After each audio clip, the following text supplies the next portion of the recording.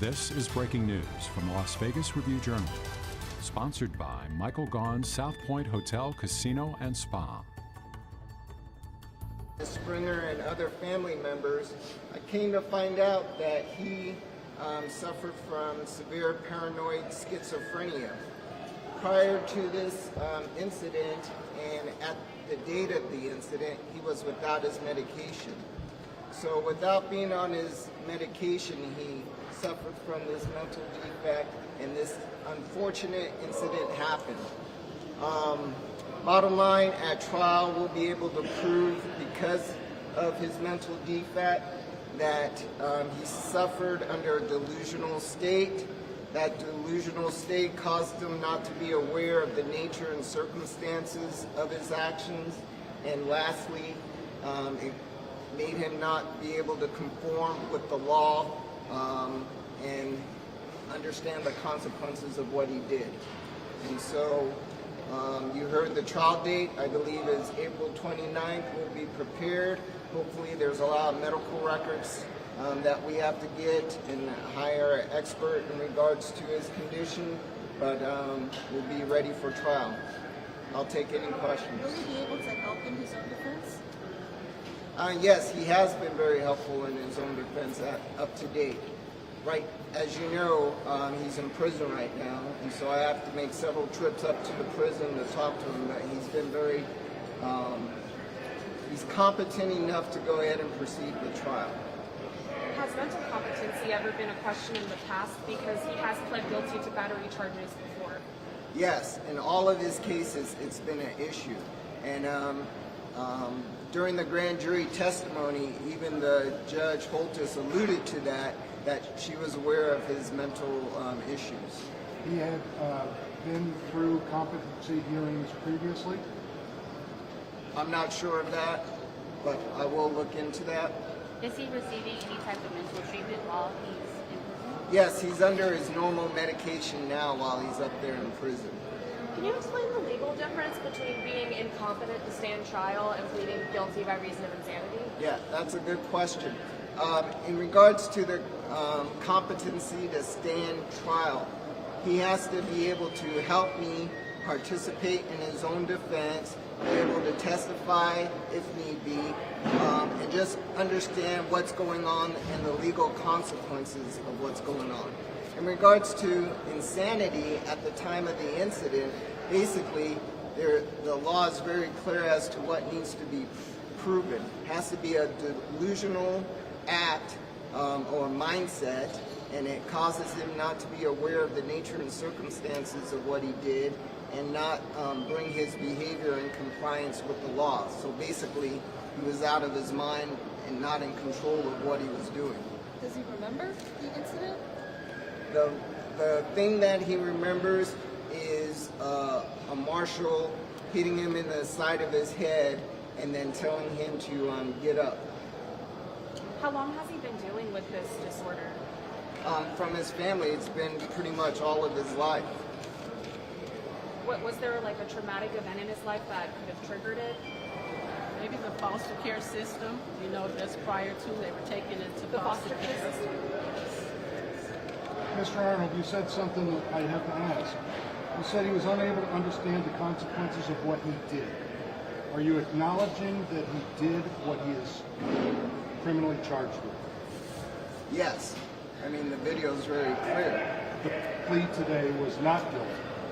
Exactly. Can you explain how that works? Yes. The law gives you a defense in regards to whether you had the mental capacity at the time of the incident. And so he did not have that mental capacity, and therefore we'll be asking the jury to excuse his condition. And it appears obviously he has a support staff. He has a support staff. Yes. There's a lot of people here supporting him. Actually, his natural mother is here. His birth mother. So you're his foster mother? So would you say Deobra is misunderstood?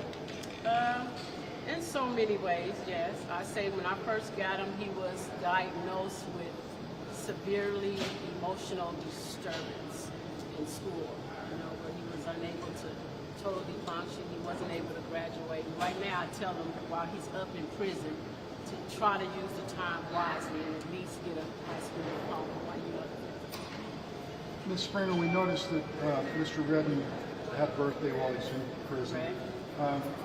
I think, would you tell us again when he was in your care, custody, family?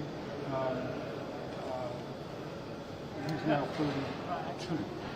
Well, I guess not to say 31. a difference. Like, I had 3 children of my own. On top of Deobra and his siblings, it was a total of 4. So 7 kids in the home.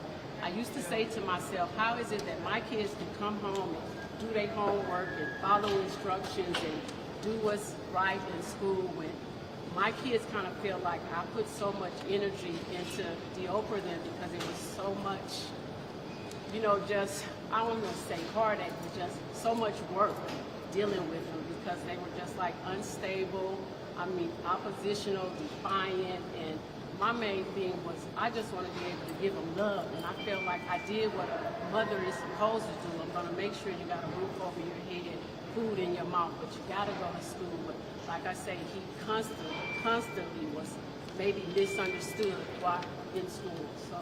And what age did you have? He was 12. Until? I'm still in his life. You know, when he got released in prison from this last, was what, November the 22nd, I'm the one who got him a place to stay, apartment, and I paid his dues to go to work for the Teamsters Union. On that same day, he had just got the call to come to work on the extra board. And never in his mind did he think he was going to go back to prison.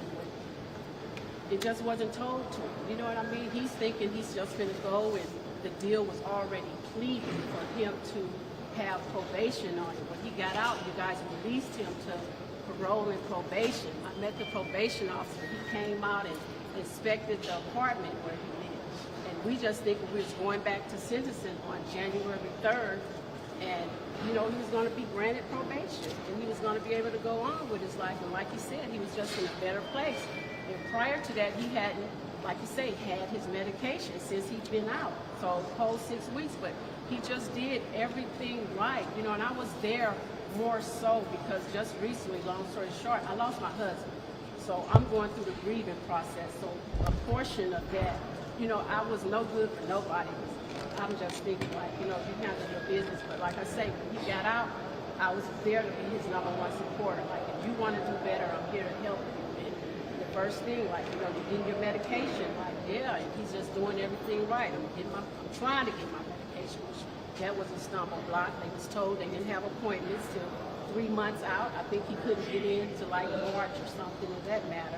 But other than that, he was out, a place to stay, you know, a job, and, you know, just trying to do better. Like you say, he felt like he was in a better state, a better place in his life. And that's what he was working toward. Like I say, even when the incident happened, and I was just more frantic when I didn't hear from him. And he finally called and made a few calls. I was able to go get a visit. I seen where he was damaged. You know what I mean? Beat up here, bruises here, on his head, in his back, on his stomach. And he told me, you know, he really didn't remember what he did. He kind of remembered, like, me calling his name constantly. You know what I mean? Like, and you know, talking about attempted murder, he never went, you know, that wasn't his wake up to say, I'm finna go kill a judge or something of that matter. So, but no, he just had no real memory of what had happened and the magnitude of it. Was he living with you at the time of the incident? No, I had got him an apartment. And where was he working? He had just paid dues to be working for the Teamsters Local 631, like an extra board for the convention. Mr. Arnold, you mentioned paranoid schizophrenia as a diagnosis. Has your client been diagnosed with other illnesses? Mental illnesses? I'm not aware of any at this point. Perhaps Ms. Springer? Well, once he kind of got grown, like I say, you know, he kind of lived his life, and yeah, but he was on medication, and like I say, just early on as a child, they even wanted to put him on certain other medications, and as a mother, I'm like, no, you know what I mean? Like, just let him be a kid, but like I say, he struggled, you know? But I just always, in his battles, just try my best to be there. Last question. I suppose I would ask, what are the differences that you see in him when he's on the medication versus when he's not on the medication? You know, he's more calmer for one when he's on the medication, and I can hear it in his voice. It's like even prior to coming to court that day, when I went in, I noticed he was in the mirror talking to himself, and I'm like, you know, Deobra, come on, cut it out, let's go. So, Yeah. That agitated condition that you saw him while he was just talking to the court and you know, making his pitch in regards to getting out. That is not the Deobra that I've met. He's very calm, he's very nice, very gentle, very humble. It's a very different person when he's on his medication. Why do you think it's so difficult to keep people on their medication once they get into these situations? I think That's the health system. That's a whole nother story. Thank you, everyone. And then could we just get the spelling of your first and last name? Karen, K-A-R-E-N, Springer, S-P-R-I-N-G. Thank you. You've been watching Breaking News from the Las Vegas Review-Journal, sponsored by Michael Gaughan's South Point Hotel, Casino, and Spa.